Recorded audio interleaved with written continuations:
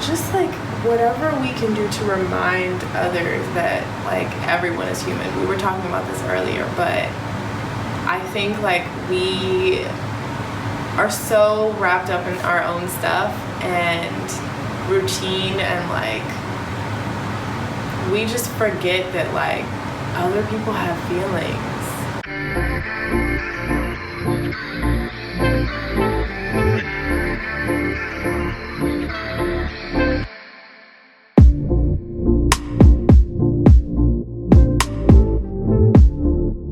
What's your name? My name is McKenzie. And how old are you? I'm 24. And who are you on a soul level? Whew. Who am I on a soul level? I like to believe that I am a nurturer and someone that willingly takes on other people's burdens and tries to connect and care for others. Is there anything that has happened in the past, or I don't know, anything that's going on right now that kind of affects how you process things and makes you this like nurturing person, or makes you feel like it's your responsibility to take on other people's stuff? I wouldn't say that there's any one thing that happened to me. I'm the oldest of 3 girls, so I feel like as the older sibling, I've always been the caretaker, but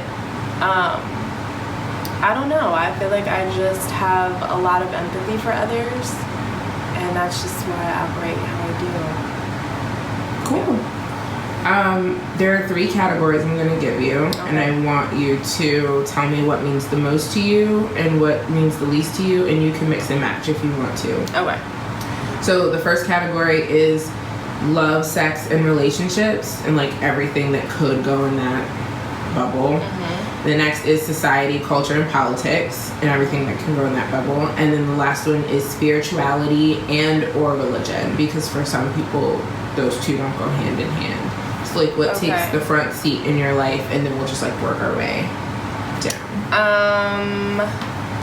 So I would say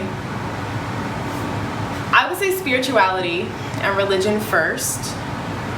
I try to make that my mission, to keep that as priority, because everything else is guided by that. Like everything else that I'm putting out into the world is guided by like what is being poured into me spiritually. But I would say society and politics and culture, like that would definitely be a close second, because like I'm really into activism and I work in politics, so that's like very important to me because that directly affects people and like that whole spiel. But I can't do that. I literally cannot give to others and advocate for others and protest and stuff like unless I feel fulfilled spiritually. Because I don't have the energy. How do you keep that in the forefront? Because I know a good amount of people who like want that to be their main thing, but they don't really know like where to start, or they don't necessarily like love church, but they like want to know God, or you know whoever their higher power is. So like how do you like, what does your spiritual life kind of look like? Recently I've like broken down. Normally that's how it happens. I'll be like, I have 0 energy to give. I'm tired of the world, but in a way that like I'm tired of how people are treated. I'm drained. Like politics is draining, especially in the climate that we're in. So it's just like I break down, and then I'm like, it's because I haven't prayed, I haven't meditated, and then I slow down and I disconnect. And so I'll disconnect for a while. I'll stay home for a weekend and like just really like eat a lot of good food. I know that that's not like a spiritual thing, but it could be. And just like meditate and pray, and like when I meditate, I'll listen to I now downloaded something on Apple, like it's like a meditation mix or whatever, / sleep music. Yeah. So I'll listen to that, but I also, before I go to sleep, I listen to that. and just fall asleep that way. So it's like much more peaceful. I listen to a lot of Lauryn Hill. That's not meditation, but like it's very spiritual, I feel like. So yeah, that's how I get back into like feeling fulfilled. Okay. So spirituality and religion are at the top for you. So what comes second for you? The politics. Okay. And society. So I know me and you just had a whole conversation about that, but tell, I guess, everyone else like how you feel and why that's second and for you. I just feel like people's voices need to be heard. I feel like our political system and the way our government is set up, it doesn't serve its people. So I've been into activism, and the job that I'm in now is why, activism is why I'm in that job now. What was the question again? Just why it's second important in your life. So I guess like kind of important, like what it means to you and like what your views are, I guess. It's important to me because I care about people. And policy directly affects how people are being treated, how they're being cared for, how they live their lives. So I really value that. Yeah. Okay. So love, sex, and relationships is at the bottom for you. Not that it doesn't mean anything, but it's like third important. Yeah. So like, are you single? Yeah. Okay. I mean, same. Yeah. So like, in 2019, this is something that's also come up a lot with like a lot of people I've talked to. Like, it's kind of like a hookup culture now. Everyone's kind of dating through apps. It's like hard to meet people because everyone's like busy. Yeah. Like, how has your experience been, I guess, since, I guess, graduating from college? Because in college, it's like people are around. But since graduating from college, like in the adult world, like, how has your, I guess, experience been? It's been rough. It has been not great. But that's because I have been since college, I've been working very hard to like figure out my career path, figure out what I wanted to do, what I was passionate about. So working through that has been its own thing, and I really prioritize that. Yeah. So finding someone that understands like that balance and like is like mature enough to like handle someone that doesn't always have time to like dedicate to a relationship has been really hard. I either go all in or like not at all. Right. Same. So like I'll decide that I'm like, okay, he seems worth it. And normally they prove me wrong and they are not worth it. Right. But yeah, it's just really rough because either everyone is on games and like I just don't have time for it, so I don't really talk to anyone, and then when they're serious, they're super serious and like ready for kids. Oh. And I'm like I'm not there either. Yeah. So finding a balance is really hard.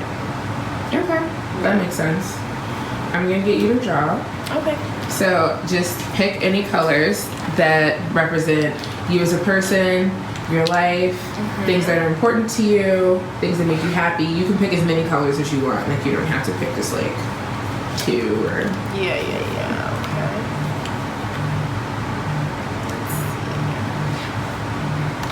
Okay. I just realized how many people have actually like drawn in this book. I'm gonna have to buy like new ones soon. I love that you have like the whole collection of them. Yeah. So what colors did you pick and why? So I picked this like grayish, teal, purplish color, blue. Because it's soft, it's subtle. I don't know. Yeah, because it's soft, it's subtle. It's like a very neutral color. It blends. I'm like an introvert, so I feel like I just try and be to myself. And then I picked this color. This is also a neutral color. But I just really like this color. I picked lime green because there is a part of me that's like very like wants to be, you know, out there. Yeah. But like is not. But I can be fun. So it's like a little hint of like fun. And then I picked purple because I don't know. No, that's blue. I was gonna say purple is royal, but purple, yeah, that is royal though. Is like the darker, like really rich purple. Yeah. Yeah, I just feel like purple is my color. I really don't like purple though, like as a color, but I just feel like it connects to me very well. Yeah. Okay, that makes sense. I also I love purple. I never wear it though. I don't. Like, yeah, that's what I mean. I don't wear. But it. I love. I mean, over there, the color. Yeah, over there is nice. But you will not see me walk in like, you know. I will never shirt. wear purple. Yeah, it's not gonna happen. Yeah. Okay. So you can just draw throughout the whole thing whatever you want, and I'm just gonna ask you questions as you draw, and nobody really finishes, so you don't have to think too hard on it. Okay. So the first question: what makes you the most upset? Makes me the most upset.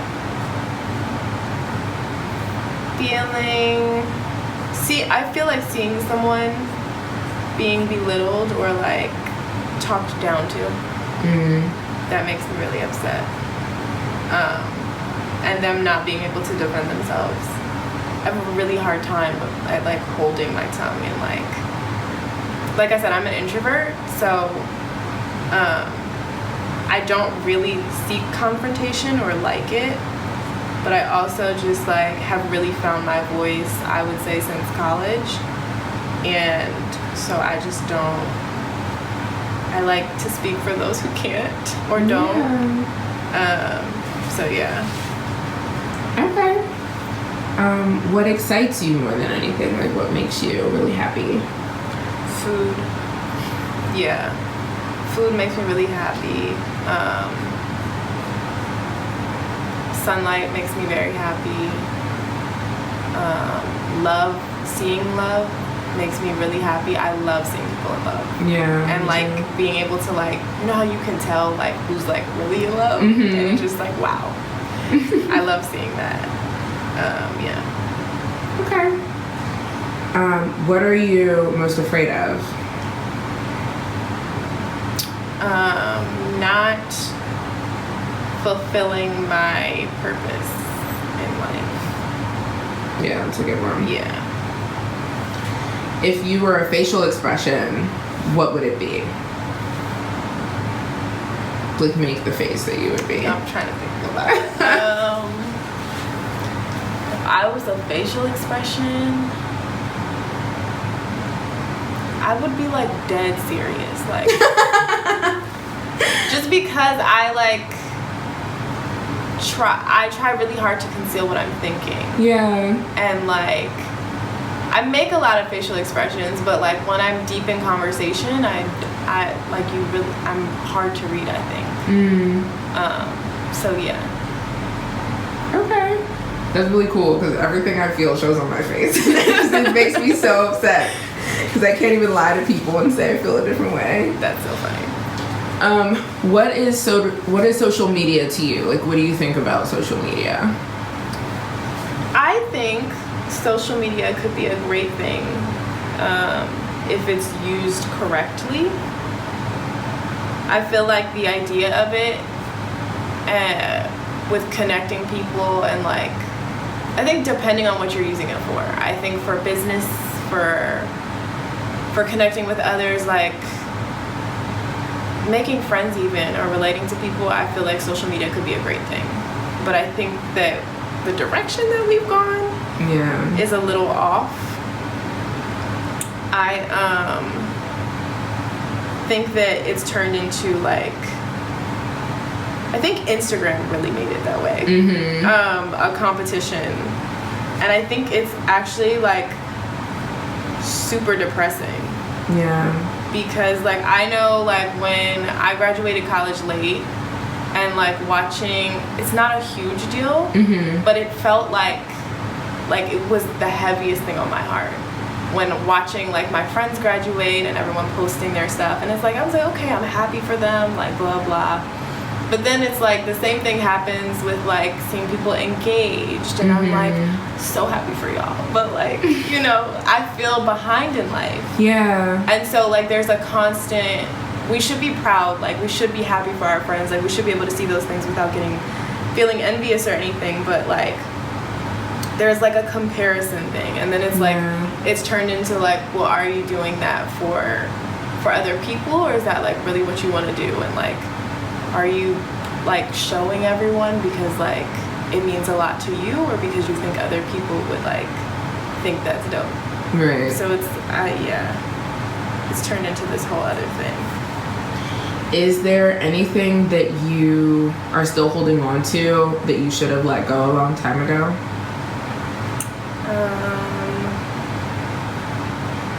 I think yes. I think exes are a thing that I hold on to, but not necessarily talking to them. Well, no, talking to them sometimes. Yeah.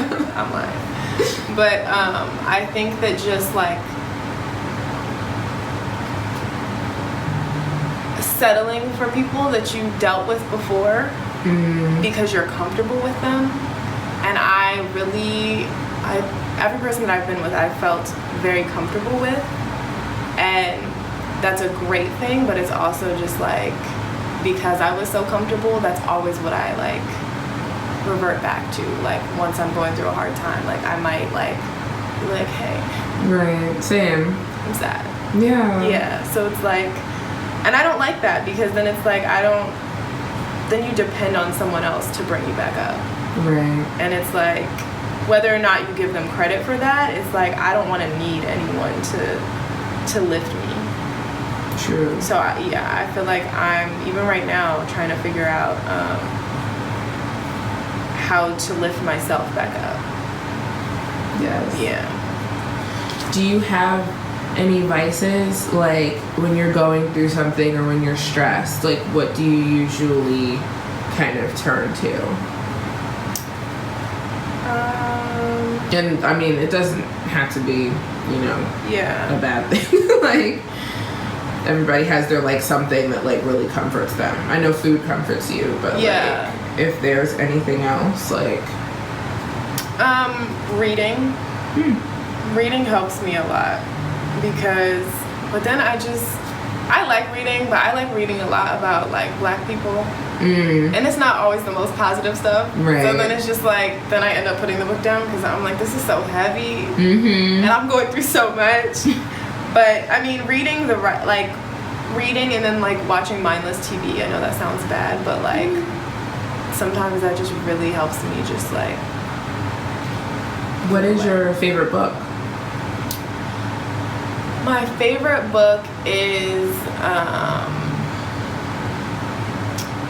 it's Chimamanda Ngozi. I have to go get it. I forget what it's called. It's okay. Yeah. But it's by her, and she what is it? I'll let you know. Okay, let me know, because I need books. Do you have a 5-year plan from now? Like, do you kind of,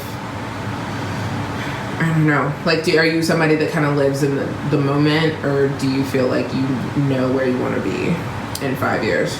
I'm definitely someone that tries to plan everything out. Same. But that has like made me go crazy at certain points in my life. Especially like with the career switch, like not knowing what I was going to do and ending up in politics. I don't have a 5-year plan, but I have an idea of like where I want to go with what I'm doing now. I feel like I definitely am going to end up working for some sort of nonprofit, doing policy work. But I also don't know what my path necessarily looks like, because me working in Pelosi's office now is a total change and like not what I ever saw myself doing. But I got into it, I told you, because of activism.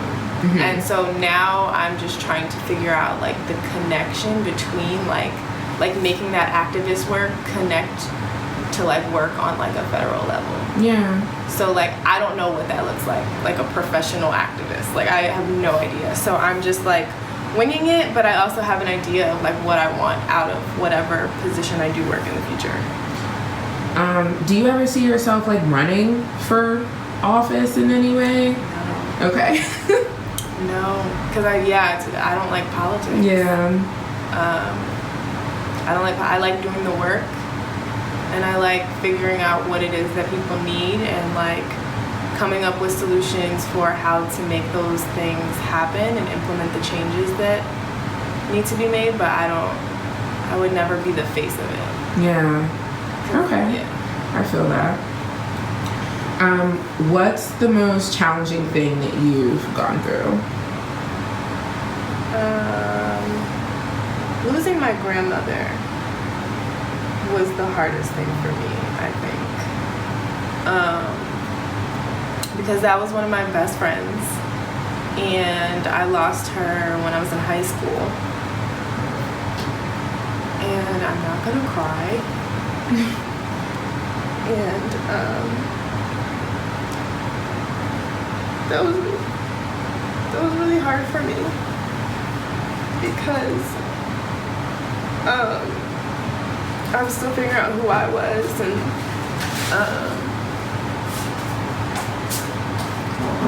at the time I was dating someone and I had introduced my grandma to them, so I'm like, well shit, we gotta get married now because she passed, so the last man she met. But that was just really hard for me because it was me, like it was like a pivotal moment in my growth and figuring out who I was. And then just being like, oh, she's not gonna see me graduate. And then when I graduated late, I was like, will my grandma be proud? So she's just always in the back of my mind. Yeah. But yeah, I think that was like the hardest thing. And then watching my father cry. That was like really that. I think that's what did it. I mean, the loss really hurt, but like I'd never seen him break down. Did you guys kind of know it was coming, or was it something that was out of nowhere? She had been sick. She had cancer. So it was like, you know, it was always a thought. Right. But I don't know, you just never like... Right. If they're still... Yeah, she was still fine. She was still going to church, like doing her routines. She'd gotten weaker. She had lost weight, but like it wasn't...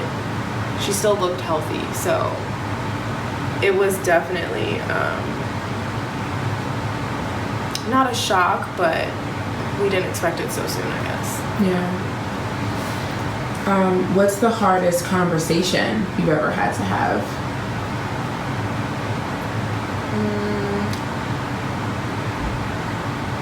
Telling someone that I was dating and like madly in love with that I wasn't happy. But like, not in the I want to break up with you type way, but like trying to like actually like piece things back together. Yeah, like fix it. Yeah. How did they react? Like, did they understand? Like, were they feeling, I guess, the distance in the relationship as well? Or like, how did you get through that? They didn't react well. And part of that could be just me not communicating it well. I didn't know how to say it. But I don't know. I think that... Sorry, what was your question again? Just how you made it through that conversation. Like, once you got it out there, what the end result was of you actually having the conversation, and like how you fixed it or like coped with what wasn't fixed. Well, the conversation didn't go well, so it didn't really end up happening. But I don't know. I like thought about it a lot, and I wrote about it a lot, and like just how to tell someone that like you know that you like want to be with, that it's not working. Like the dynamic in that moment is just not it. And trying to get them to understand that, like, it's not them, but it is, but it's not. Right. So it was a really, I don't think there's any easy way to say it, and I just wish he'd been more receptive of, like, maybe I should have started with, I'm not breaking up with you, I don't know, but that was hard because I ended up losing him. It wasn't a conversation that we could have. We just weren't there, I guess, but so yeah, I had to deal with, like, him, like, being very angry towards me, and, like, I became the enemy, and, you know, it was I left him. So it was just really hard to, like, the aftermath of that was really difficult because I did want to be honest, and I did want to, like, piece things back together and figure out how we could pick up from where we were. Right. Yeah. Do you have any weird habits? Like, I don't know, anything that people point out to you that you do that you don't realize that you're doing? Any quirky things? I do this thing after I take a sip from the straw. Like, I never actually, like, swallow it. I have to, like, taste it first and then swallow. And I just don't know why I do that. I didn't know I did that. I don't know what else. I put ice in my milk and cereal. Yeah, I've heard of people doing that, but I've never tried it. Yeah. It's really great. It makes it really cold, and I like my milk really cold. But yeah, that's it. Okay. Share an embarrassing moment. An embarrassing moment.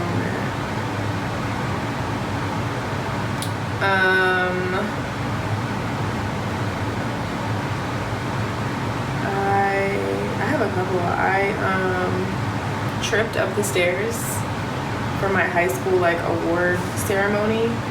Like, tripped. Like, my whole body went down. Oh, you fell? Yes. Tripped and fell. Okay.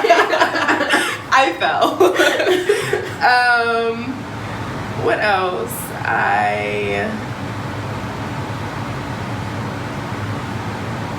A member of Congress came up to me, and I didn't know they were a member of Congress. And I, like, definitely said they were not a member of Congress. So that was embarrassing.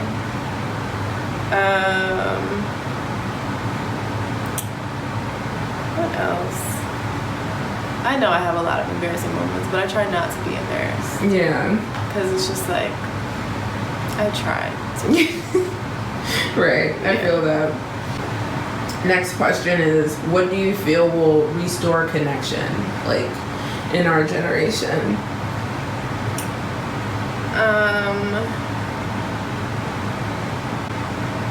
Just, like, whatever we can do to remind others that, like, everyone is human. We were talking about this earlier, but I think, like, we are so wrapped up in our own stuff and routine, and, like, we just forget that, like, other people have feelings, and, like, looking at people, like, actually, like, we talked about that, making eye contact and, like, seeing people, like, actually seeing them. Like, I feel like we've lost touch with one another. I feel like trying to, like, understand other people and just moving different. We just act like anything that will help humanize the people that we've, like, forgotten or just overlooked. Yeah. Can restore some of that. Okay. Off topic, but what is your favorite movie, if you can name one, or your favorite few? Because that's the hard question for some people. My favorite movie.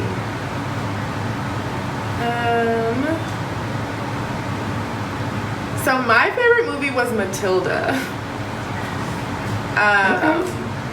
But I think it's honestly, so I don't really watch movies that much. I don't really watch that much TV, but I think that was one of my favorites just because of the time. And, like, remembering as a child how excited I got watching that movie. That, and then, what was it? Life Size. Oh, yeah. Is that Tyra Banks? Yes. Okay, yeah, I remember that. And Parent Trap. Those were like my 3, like, I got really excited. I think it was just a really good time in life. Yeah. Childhood. Exactly. When everything was easy. Everything was so much easier. So I would say those are my favorite movies, even though they're not that great, but the timing. Yeah. Yeah. What do you miss most about childhood?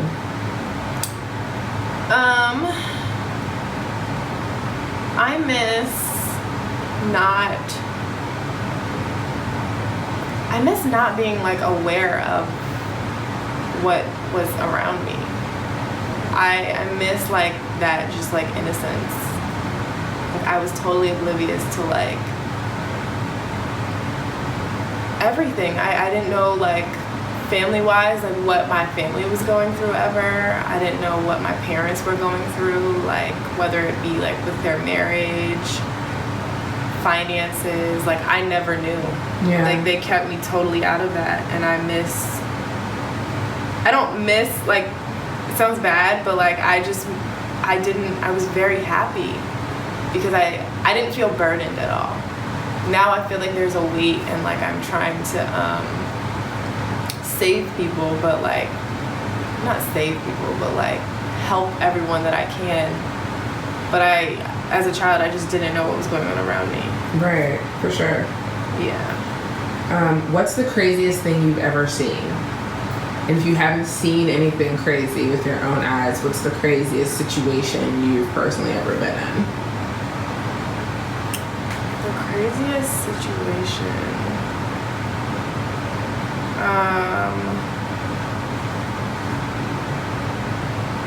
Crazy as in like, okay, so I think the craziest would be,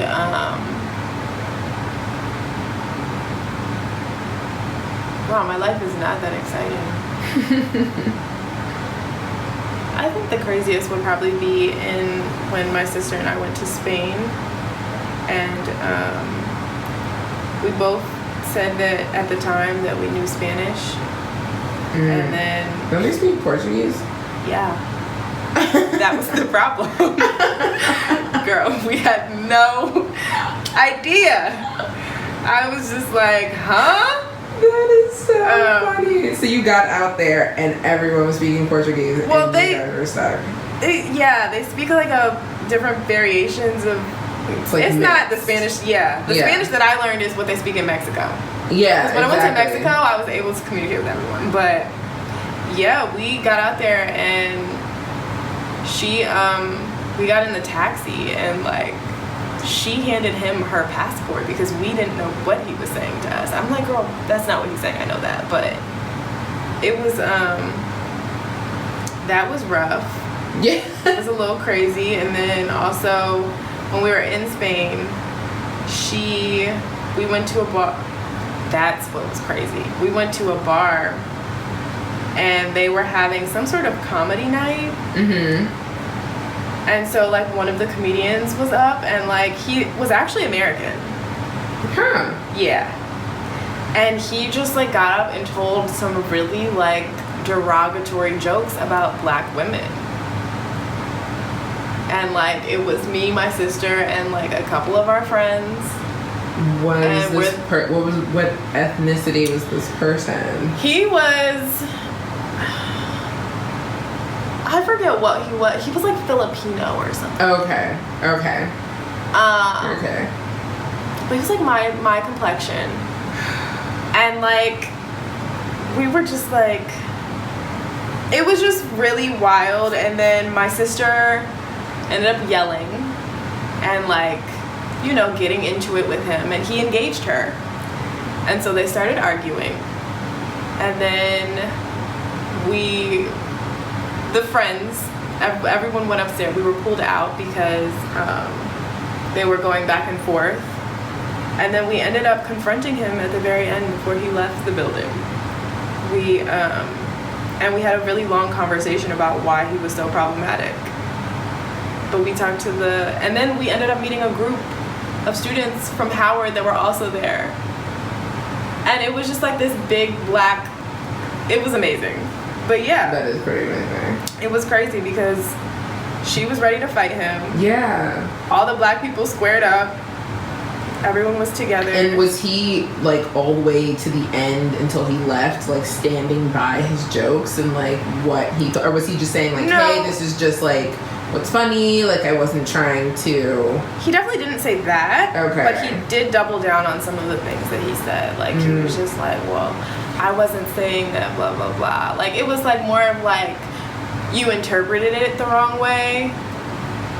And they weren't like things that were... you said. Yeah, it's just like, sir, don't play with me. But, yeah, that was crazy because I'm like, first of all, you're American. Yeah. Why are you over here just cracking jokes on whatever? Yeah. And then meeting, like, so many black people abroad. Like, yeah, that's what are y'all pretty doing crazy. here? Right. That's awesome. Yeah, I think that was the craziest. Very open-ended question. What's missing? What's missing?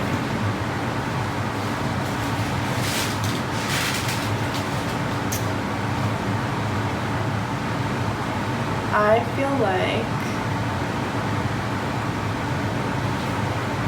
a dog is missing. Aww. That's it. Yeah, I was gonna make that way deeper than it was, but right now I feel like that's just what I want. Well, do you want a dog? Like, are you gonna get a dog, or do you feel like you're too busy for a dog? I'm way too busy for a dog. I work way too much to get a dog. Yeah. Do you have a dog at home? Yes, I do. Okay. But yeah, I think doggy energy would be nice right now. Companionship. Mm-hmm. That would be really nice. Do you hate cats? Not hate. We won't put it like that. They're not my favorite. They're not your favorite. Okay. Because I know that because they're not as much of a hassle. Yeah. Like, they take care of themselves. I definitely thought about it, but most of my family is allergic to cats. Oh, okay. So then yeah. I was like, if they visit, then yeah. Yeah, I feel that. Yeah. What are you self-conscious about? My weight. Yeah, girl. I hate being small. I hate it. And it's something I've struggled with my entire life. Because I can't gain weight. I have tried everything. I, like, did boxing for a while. And, like, I've put on pounds here and there. Mm-hmm. But, yeah, I hate being so skinny. Does it run in your family, like, just a fast metabolism where you can kind of just eat whatever you want and then... Yeah, my mom was the same way when she was younger, and then after she had kids, she gained, like, her healthy weight. Mm-hmm. But yeah, that is just, like, something that I've always struggled with, because people always, like, make you know when you're, like, really tiny. Like, they're just like, oh my god, you're so skinny, thinking that it's, like, a compliment. Yeah, because they, like, people... want to be your size. And I feel like I'm guilty of that, because I feel like when I first met you, the first thing I thought was, like, I'm trying to be her size. Like, I feel like I want, like, hilarious. her, like, yeah, stomach. No, like, people are just like, oh my god, you're so tiny, and I literally am like, yeah. And you look healthy, though. Like, I literally, like, you look like a runner or something. Like, yeah, just, like, athletic. Yeah, but, you know, I just want, like, a little more of me. Yeah, I understand that. Yeah. I was way skinnier when I was, like, in high school and stuff. Mm-hmm. But that's just always something that I was really insecure about. Like, taking pictures. Like, I didn't want to take, like, full body pictures ever, really. Yeah. And then, like, for a long time, I didn't wear shorts ever, no matter how hot it was. You just wore jeans? Yes. Oh my god. All the time, because I didn't like my knees. It was like they just look so bony. Like, this is ridiculous. So yeah, that's my insecurity. Okay. Well, I think you look great. But but I like your feelings are definitely valid. Like, I feel you. Do you look up to anyone? Yeah. I really look up to, Reverend Janelle is one of the people that I really look up to. Yeah, she's amazing.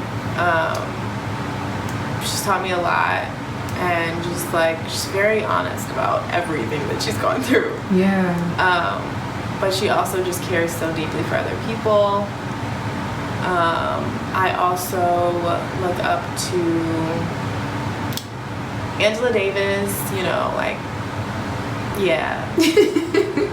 Strong black woman. Exactly. Yeah. She's like one of the prominent black voices that has not, like, you know, sometimes like learning more about your heroes or meeting your heroes can be disappointing. Mm-hmm. And I feel like she's just one of them that just has never, she's it. Yeah. Yeah. Okay, second to last question. Are you happy? I am comfortable with myself right now. Happy. I would say I hit a very low point like a couple of weeks ago. So I won't say happy, but I am getting back into myself. So. In your low point, you said had everything to do with like just feeling like you just didn't have any more energy to like give. Like, losing energy. That's also like, I think it was 2 months ago maybe that my relationship ended. So like that was really hard for me. Yeah, I think that I'm not unhappy, but I'm just not back to where I was. Right. Yeah. Okay. And the last question, what do you have to say to the world? Like, you can say anything you want. So I always set this scene of like, if all the power went out and then it was like a PSA on everyone's like phones and TVs and whatever, and it was like your face and like you, and you were like, this is what I gotta say.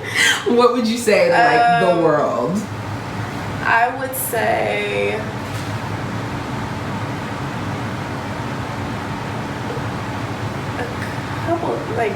I would say learn to be alone with yourself and love yourself. Show others how to love you, and then love everyone around you. I think those would be my takeaways.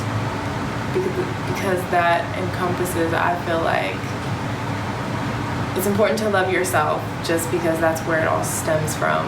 And then that's also, people know that you have a standard. Right. When you're showing them how you deserve to be loved. And then, yeah, loving other people, I feel like that goes back to just like restoring humanity and like, yeah, look out for one another. For sure. Yeah, that's it. Okay. Well, thank you so much for doing this. This was beautiful. This is great. Show everybody what you drew. Y'all gonna be disappointed because I wrote my name in a flower. I like it, and I like the colors too. Thank you. And you know, like purple and yellow are like contrary. So I mean, that's still along the same. That made me think of grapes, to be honest. It looks a little like grapes. It made me think of grapes, but maybe looks it's because like I need to eat more fruit and vegetables. I'm dead. Yeah, the flower don't really look how it was supposed to turn out. Can you sign it for me, even though your name's at the top? Yes, so I can. Just like. Yeah, let's do the last. Yeah, let me use this last color. Okay.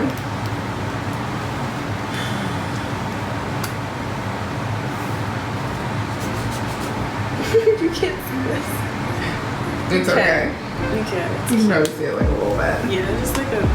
Yeah. Right at the bottom. And that's fine because your name's at the top. But Exactly. It's like big a enough. little something. Yeah. This is McKenzie in the flesh.